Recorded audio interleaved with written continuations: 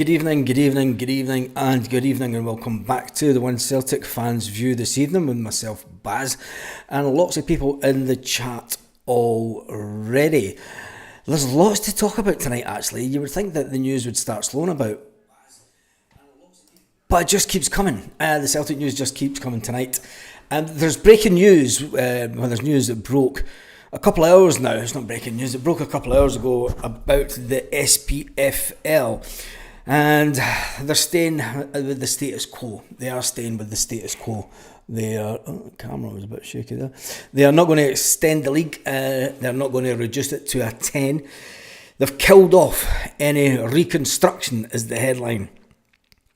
And I think that's, to quote the term by the Sevconian captain, disappointing. I think it is disappointing. I think staying with the split the way it is, people know that I don't like it. I think that Scottish football needs to move on. They did consider moving to a 10-team league, but that was said with no split. It would mean playing 2 less games each a season.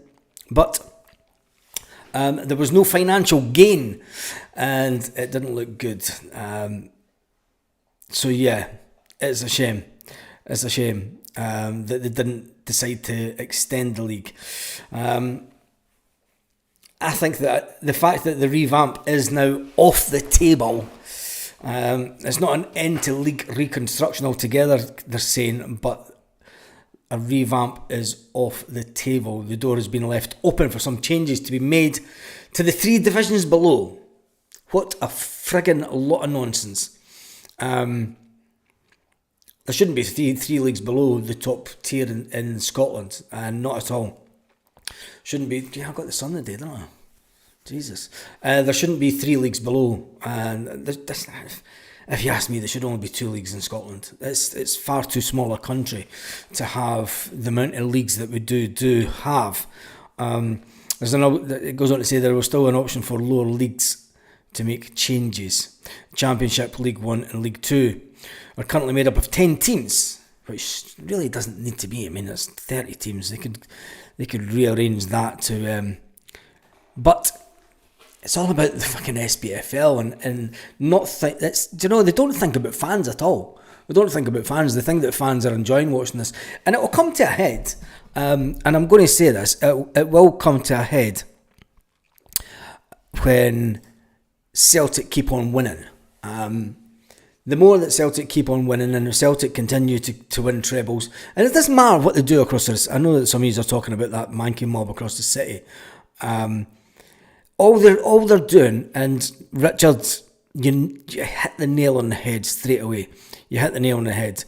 It's bound down to TV companies to make sure that they maintain the status quo with derby games, and it's disgusting. It's not thinking about the fans at all. They're no interested in the fans. They're making Scottish football, they're trying to price it as much as English football, and I think that's a shame. I think that you could have fuller stadiums or on a week-to-week basis if you were to reduce the cost to tickets to fans in Scotland, increase the size of the leagues, reduce the cost of the ticket, and get even more people through the door. From a financial point of view, it makes sense.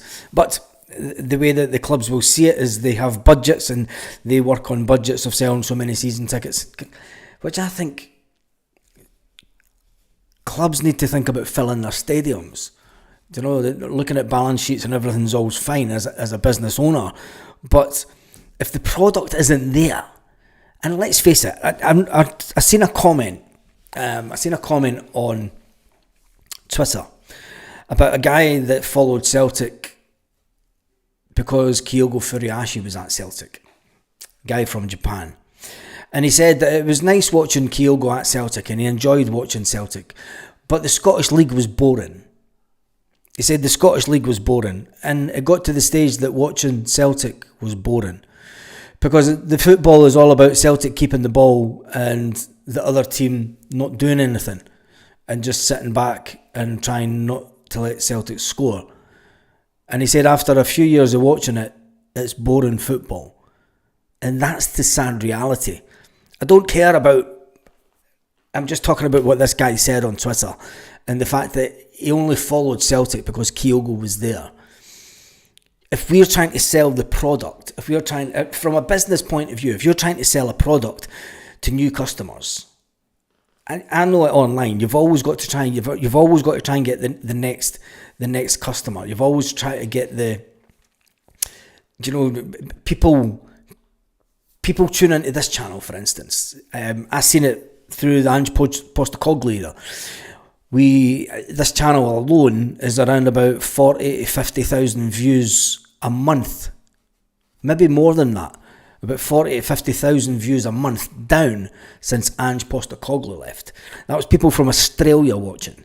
The viewership from Australia's nosedived since Ange left Celtic. People only watched Celtic because Ange was at Celtic. People only followed Kyogo because he's at Celtic. They're now probably tuning in to Rennes to watch. And if we're trying to make ourselves as a global product and a global brand, and the hierarchy at Celtic will keep telling us that we've got a global fan base, and yeah, we have got a global fan base, but it's not the biggest. And that's the reality check. Go and look at the Celtic channel.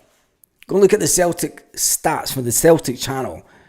They're lucky to do 1 million views a month. I know travel YouTubers that do more views a month than what the Celtic channel does. Do you know? So when you talk about the size of the audience, I know the limitations that is out there, and I know the limitations that the board are facing, and the reality of that. And then that trickles down the pyramid scheme that is Scottish football. It trickles down the pyramid scheme that's the SPFL, and they'll have their own objectives to just stay in the SPFL. I mean, you can look at the league table today, and it is all about just maintaining, not getting relegated. They're not cared about finishing third or fourth. Anybody out the top four, as soon as you get to step away from the top four, the main objective for every other team in Scottish football is not to get relegated. And I think that it will come to a head. It will come to a head when Celtic win a third 9 in a row. And they'll wait 6 years for it to happen. Because I don't care who comes in across the road. If Celtic keep on going the way that they're going, there is a potential that Celtic will win a third 9 in a row. It's as simple as that. And if Celtic were to go in and do the 10, could you fucking imagine the meltdown? But anyway, we move on. We weren't going to talk about that too much, but ended up taking up more time. But I think it's just a shame that the SPFL have voted to not extend the SPFL. There's European football on. That's why there's not a lot of viewers on. Anyway, Celtic's trip to Aberdeen has been... it's a later starting time, but just not thinking of the fans again. Once again, the fans are going to have to... They'll be leaving the game even later. It's only 15 minutes, but it's fucking for the TV schedule. The Sky's final away match of the Premiership season has been moved from the 7:45 kick-off game against Aberdeen will now be played at 8 p.m. No fucks given about fans. It's just another sad story. I mean, of them bound down to football. Why can't Sky not just say, yeah, it's going to start at 7:45? Fuck you! It's starting at 7:45. Kickoffs at 7:45. Deal with it. Do you know? I bet they're making it start at 8 p.m. for the TV schedule. Scottish fans always get fucked over. Sorry for my language, but I just feel I've got a right to complain about it, because I still have a vested interest in people that go to games. I've still got season tickets in our names. I've still got a lot of mates, dozens and dozens of mates that still go to Celtic Park on a week-to-week basis. And I know that the financial outlay that they put out. And I just think that, people are seriously... They don't enjoy fucking 4 derby games. I talk to people and they say it. It's like, it is what it is. It's only good for gloating. And that's it. The narrow-mindedness that's in Scottish football, and this, the media manipulate it as well.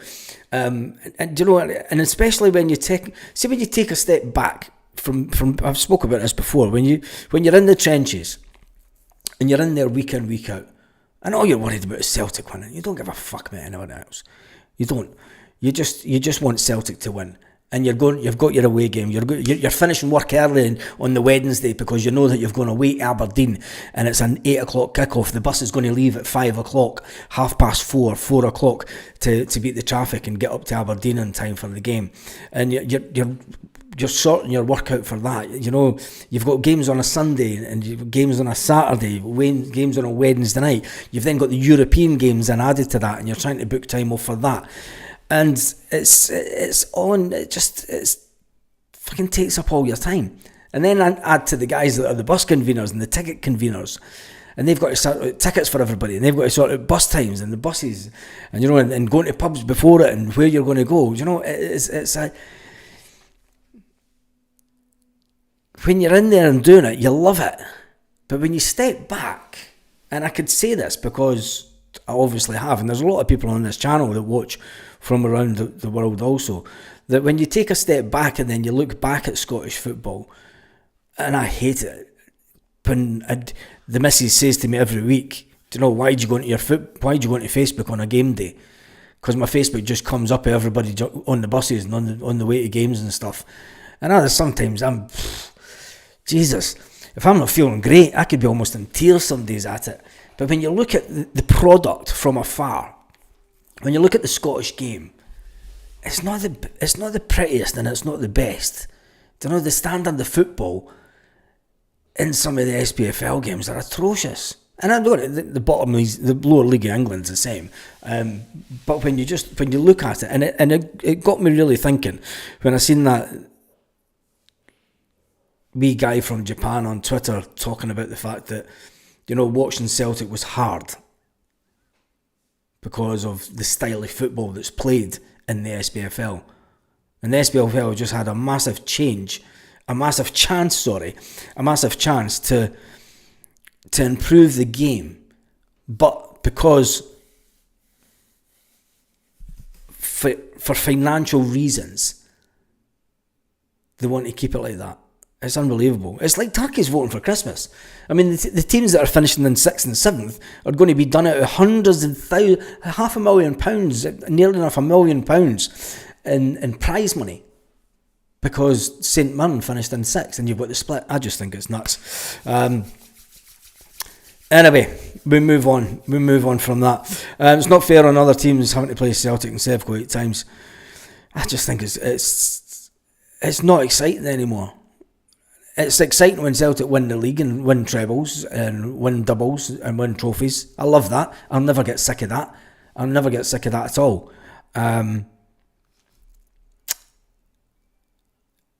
But as a product, it is not a great product right now. I feel, personally.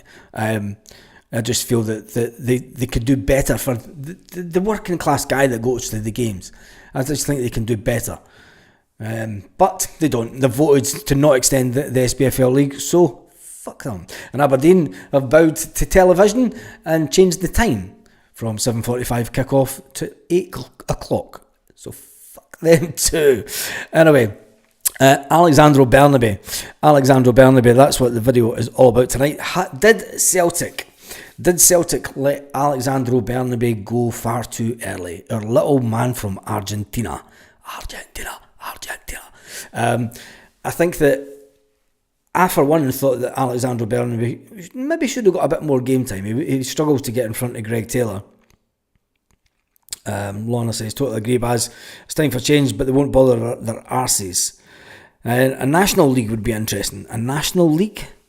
We've got a national league. I wouldn't entertain anything to do with including any English clubs in Scottish football. Not at all. Not at all. Take no part of anything being British. Not one bit. Not one bit.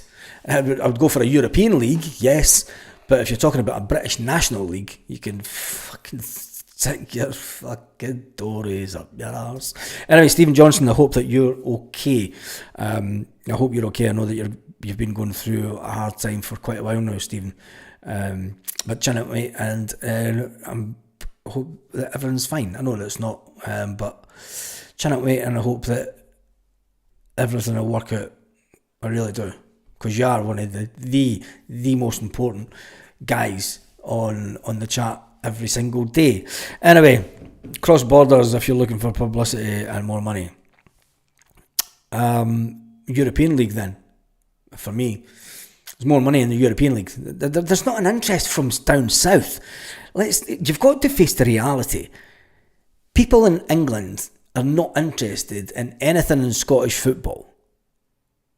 Even Rangers fans even call it a fucking farmers league now. And people down south in general have no interest in Scottish football. So coming up with some kind of national British league would just be a non-starter, because they would just see it as them funding us. That's the way they would put it. We're fucking giving these Scottish clubs fucking money. Fuck them. Anyway, well, that's enough of that. We move on. We get back to Alexandro Bernabei. Alexandro Bernabei looks to be on the move this summer again, not long after Celtic sold him. Not long after Celtic sold him. It's an interesting one, because I felt that Alexandro Bernabei could have been a player for Celtic, and I don't think that he was really given the chance. He was another player that I'd kind of tipped to go on to do. I mean, I know that the Honduran player Louis Palma came in and he spouted out publicly that he wanted to go play in Spain. But Alexandro Bernabei, that would have been the automatic step for him from Celtic if he was given the game time. Alexandro Bernabei has won the title back down in, it's not... where was he playing again? I can't remember.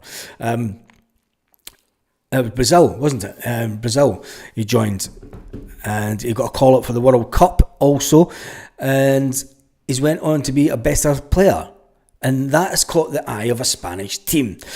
Sevilla, they've sent scouts out to watch him, and they intend to make a bid for him in the transfer window.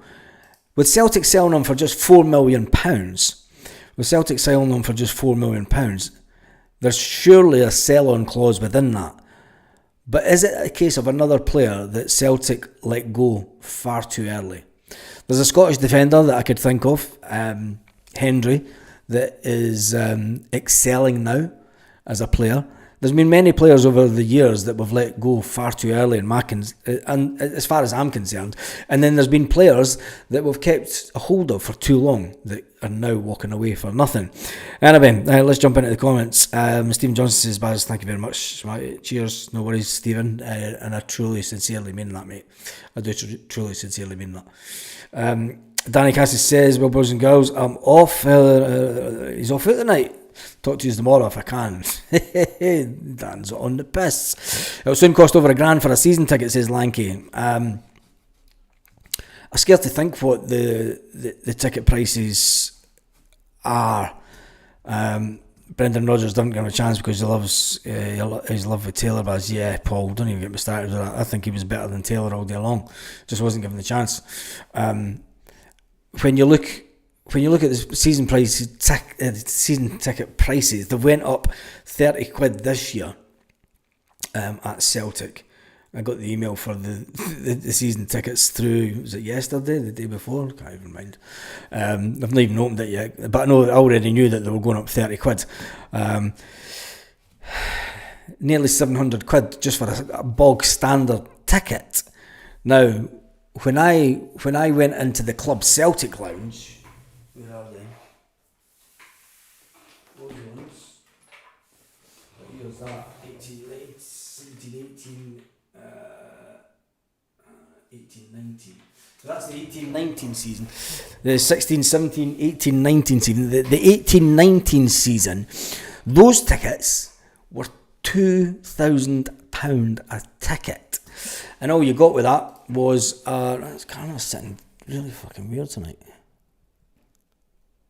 Weird, I need to start that. Those tickets, all you got was a couple of sandwiches and a little bit of cake. Some free tea and coffee. Never even got a drink. You had to buy that.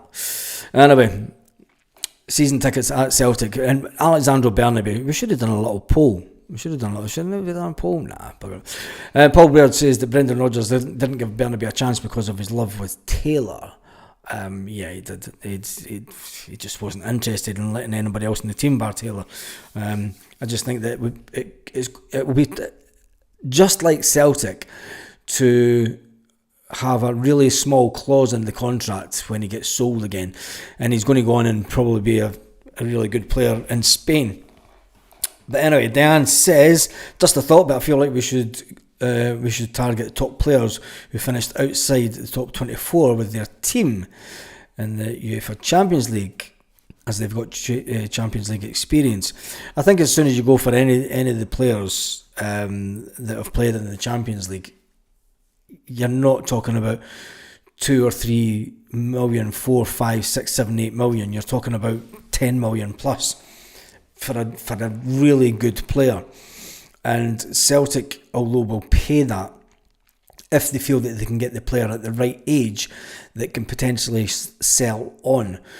I think that Celtic are doing it the right way and being very selective on the type of players that they want at the club, and I just hope that Brendan Rodgers and his little sidekick of a football doctor get it right this summer.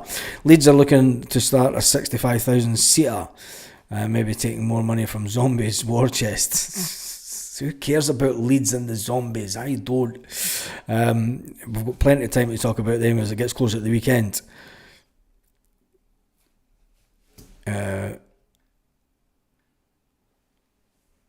Doing WHW starting on Saturday. Doubt I'll get on the channel, however, you never know. I have no idea what that is. You're doing WHW. Is that like WWF? Fucking no idea. Dave Martin says, I think we should sign the big 6'6" player. Yeah. Okay, Paul, how come Brendan played Alex Baye 5 games in the Champions League and didn't play Greg Taylor? Can you explain this? Because Alex Baye was brought to Celtic, Lanky, and you know it, Alex Baye was brought to Celtic from Barcelona to give him the Champions League experience, and Celtic must have known that there was a potential clause to sell him. They never had an option to buy, but they must have known of the clause to potentially buy the player at 6 million. Celtic would have been looking at Alex Baye thinking, if we can get him in and he's a good enough player and he likes Celtic and we can get him in and he can stay at Scotland. But as soon as Sev Fabregas comes into the room, comes into the West Highland Way. Cool, the West Highland Way. I always wanted to do that. I did always wanted to do that. You camping? Or you just walking? So yeah, as soon as Seb Fabregas entered the conversation, I mean, that would have been a direct phone call. That, you know, there would be no going through clubs. It's Barcelona. You know, the way that they do it, it's a case of Fabregas would have picked up the phone to his agent and said, look, I want the young lad here. Can I talk to him? And then he would have jumped on the phone with him. And he said, I want you to come here. I'll play you first team. I'll play you week in, week out. I'll make you a better player. Do you know? I'll make Barcelona make sure that they miss you. We'll play the Barcelona style of football. Do you know what I mean? So, but I just think that that was the real reason. And the young lad did not rate Scottish football at all. Even Brendan Rodgers saying, as soon as the first fucking elbow comes flying into him, the young lad goes, what the fuck? Why was that not a foul? It's a fucking foul all day long in Spain. And it's like, welcome to Scottish football, mate. And Brendan Rodgers said that. Brendan Rodgers even said it. He said, look, you know, the tackles that you can get away with in Scotland, you just don't get away with them in a European context. And that then goes back to the product. Do you know, that then takes us back to the conversation at the start of the video about the product that's on show week in, week out, and the standard of football. Do you know, some folk will say, I fucking love Scottish football, they're rough and ready. And it's like, well, you're not going to get the best players coming to the league when it's fucking rough and tumble football. That's just the point. Dan says they were trying to high press it the last time. That's how they deal with us. We'll go for a bung for Murray as well. Young Murray? I don't know. Tone being saying that Taylor would be much better in midfield. I don't even want to talk about Taylor, because if he fucks off at the end of the season, he's fucking... Everybody knows my opinion of Taylor. He should have been sold at Christmas. He He shouldn't be allowed to dictate. No player that has had the potential valuation at one point of £8 million, no player since John Collins, this is how far we're going back. You could say Henrik Larsson. Okay, Henrik Larsson, but he's different level stuff. No player has been able to dictate what they want rather than what was good for Celtic. John Collins didn't, he went away on the Bosman. He was the first to leave Celtic for free and do the Bosman and fuck off to Monaco. It's never happened since. Players have never been allowed to run down their contract and walk away for nothing if they were an asset. Greg Taylor, whether you like him as a player or not, whether you rate him as a player, he was an asset of the club. And the club, in their own their own fuck up, they have allowed an asset. And if he does walk for free, they've allowed the asset to walk out the door for nothing. And I still think that it's absolutely ridiculous. He should have been sold like Turnbull the year before. 6 months on his contract, not signing a contract, off you go. Cheerio. But not, Brendan Rodgers is playing a game. And that game will be to bring in a £2 million player as a possible replacement. And people will say, well, that's a good thing. He's a versatile... He doesn't play left back though. He plays... So we're still fucked. Greg Taylor's a key asset, in my opinion, but he's their own. He is a key asset, Lanky. I've said that. He's an asset to the club.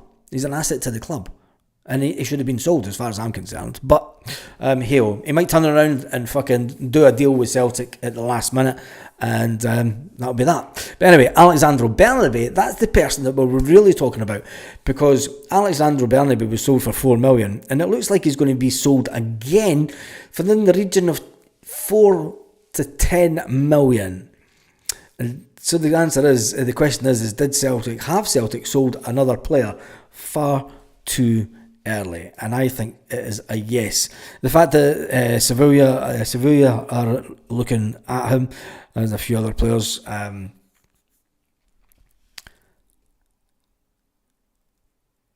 Bernabei's grabbing attention. He made only 28 appearances over 2 seasons as Greg Taylor kept him out the team, both under Brendan Rodgers and Ange Postecoglou. And let's face it, it was the fucking getting done for drunk driving that fucked him in Scotland. It probably didn't help him. But let's face it, I can't say that in public. South American culture, Spanish culture, it's even though it's not right, it does happen. We couple of beers and jump in the motor and drive home. Even the coppers do it here. You see the coppers sitting having a brandy with their coffee. You're like, fuck me, man. Former captain praises Greg Taylor amid contract uncertainty. As a headline that's coming out tonight, Arne Engels notes the big difference between Celtic and Osberg. Arne Engels counts each Celtic trophies.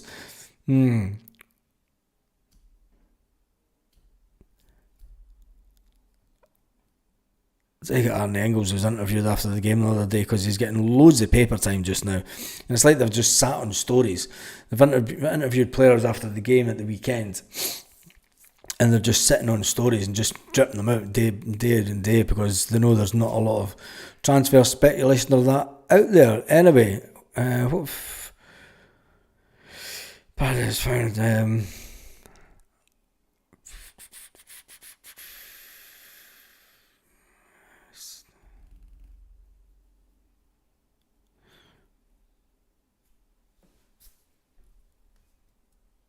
Ryan says, thank you, I'm late to the stream. Watch it back once Swaz goes offline. Yeah, that's not going to be too long, because I was only staying on for half an hour tonight, and look at that, it's 29 minutes in. 29 minutes in already. Where does the time go when you're having fun? Right, let's jump through the comment section and see what's all everyone's saying in the comments. Dave Morton, Big shout out to you. Richard says, I'm not even going to talk about that. 'Cause I'm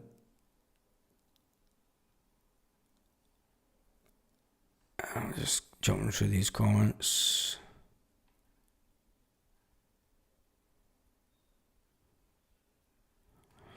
Dan Cassie's got in with an early scoreline. He said there's going to be 3-1 this weekend. It's only Wednesday night.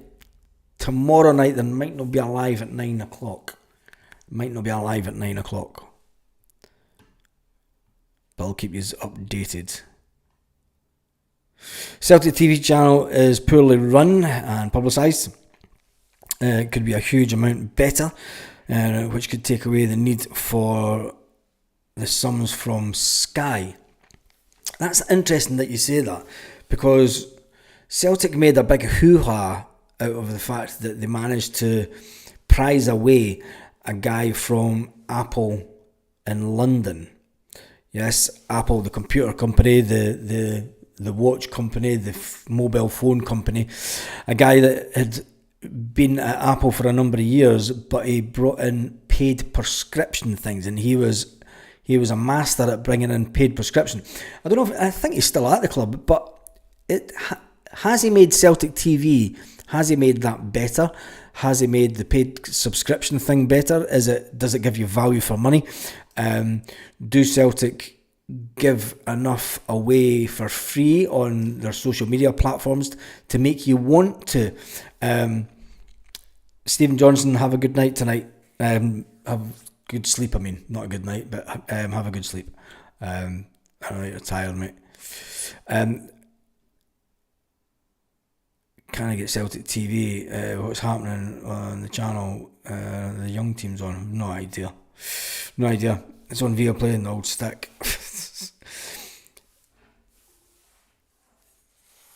Yeah, that's it.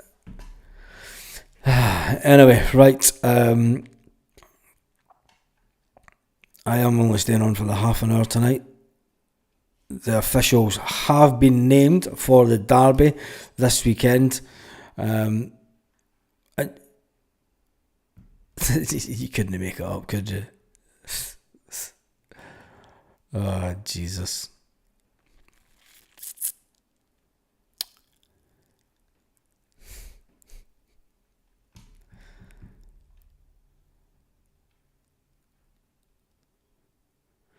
Walsh will be the main man in the middle. Frank Connor and Dougie Potter will be his linesmen. Andrew Dallas on VAR and Andrew McWilliams. Fuck's sake, they're going on full on Lodge, aren't they? It's full on Lodgeville. It's like hotline to fucking Lark Hall. Oh my God. Seriously though.